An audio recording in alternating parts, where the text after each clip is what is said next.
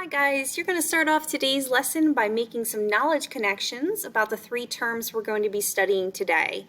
Those words include shield, cone, and composite. And if you recall, those are the three types of volcanoes we're going to be learning about in this final lesson. So what you're going to do in the discussion post is make at least one connection to each of those terms. Remember, a knowledge connection can be anything that you think of or you have experience with. Maybe it's a book that you read, a movie you saw, something you did, or just another word that you associate with each term. It's entirely up to you. There's no wrong answer to a knowledge connection. So the example I have here for you, if I were answering this discussion post, I would have each term written. So you'll see shield, cone, and composite typed in there.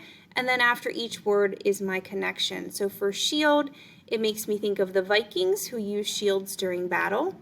For the word cone, I recently saw a student driver practicing parallel parking between cones. And for composite, this reminds me of the word compost, which contains a lot of food scraps, leaves, grass clippings, pretty much just a variety of different things make up compost. So those are the connections I have made to the three terms. What knowledge connections do you have?